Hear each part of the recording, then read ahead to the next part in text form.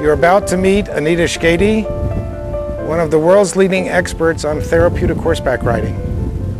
This is not about horses, it is about people and how using a special kind of therapy with horses and human beings, a huge variety of individuals benefit and their lives change for the better.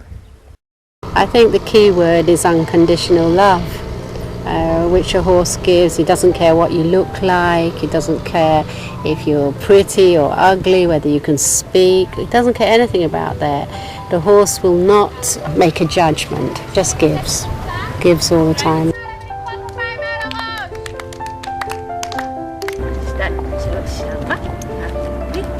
want to tell them something. When we first came here a long time ago, we couldn't even walk. I really enjoy it each and every week. Now we walk, swim, we do everything. If I miss a lesson, then something is missing.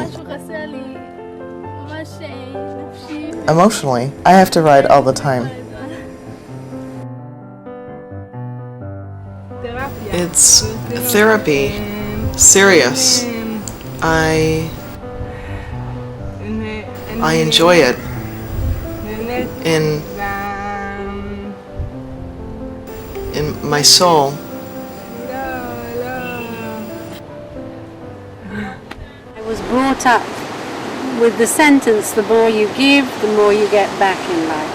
I had my own horse, and I'd been a horseback rider, and I'd studied horseback riding for years, and I'm third generation, very strange for Jewish families, but third generation with horses.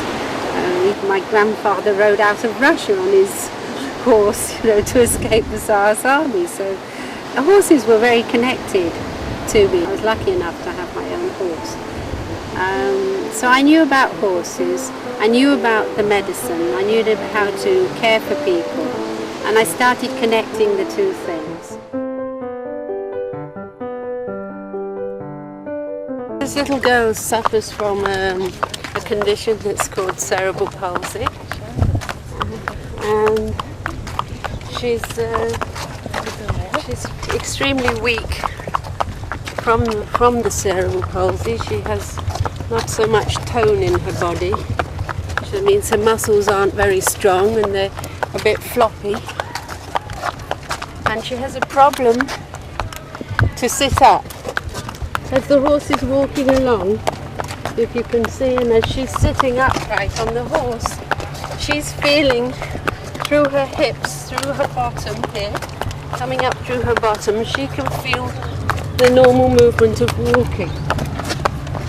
And this is sending messages all the way up into her brain and kind of waking up her brain.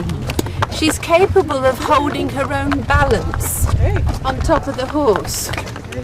She can control her balance.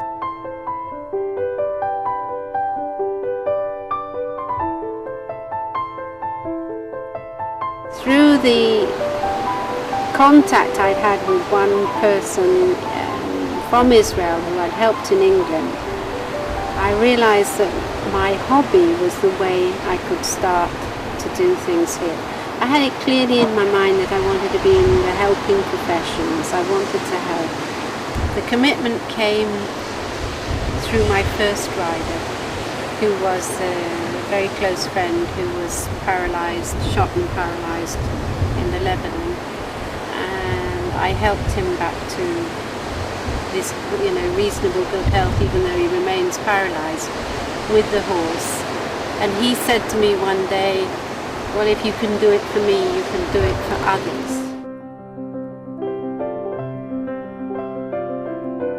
I started off with one horse and walking for hours and hours and hours, completely by myself.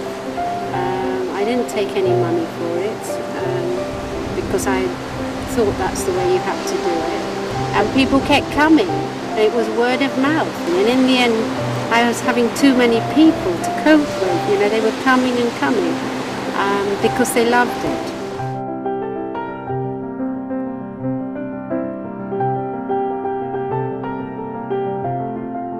The when they're riding, we're stretching them, we're relaxing them, we're mobilizing all their joints, and we're helping the child get to normal patterns of movement.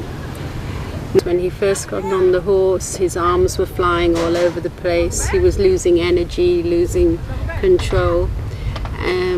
And he has to learn to control his movements. And he has to do it himself. By not interfering with him and letting him correct himself on the horse, he will do it. And normally by the end of a lesson, he should have a lot more control. If you stop it, within 3 weeks the child starts to regress. So if you talk about the child's adductor muscles, which is here, this area, they start to tighten again.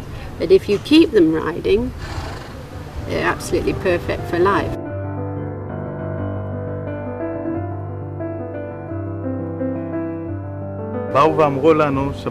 They said to us that these girls would never walk. And what we thought about at home was, how are we going to push 2 wheelchairs?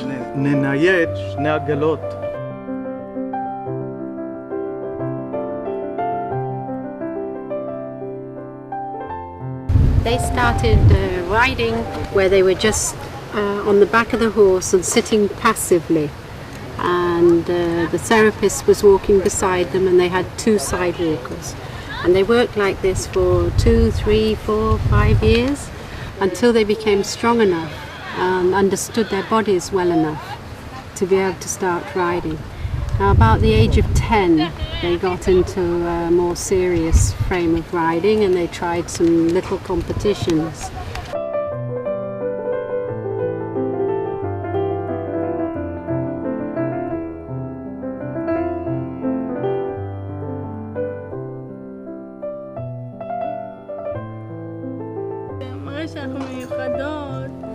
It makes us special within our circle and adds to our abilities. Our problem is finding our balance, and it helps us a lot to improve. So it's taken many, many years, but they've kept up. They've not missed lessons, and they've stuck at it, and they've become quite independent. We walk by ourselves without aids. We learn in a regular school. We go out with friends our own age, out to parties. We dance. We do everything 18-year-olds do. Like any regular person, just with more difficulty here and there. But we make it on our own. In my opinion, they get a warm feeling, personal attention. What else do you get here? Encouragement, attention. The people here ask about you every week. They're interested in you. They ask about how we're progressing. It's very important. The people here are like our friends. They're like family. We see them every week, and you develop a relationship. When I see them riding, I know that we did it.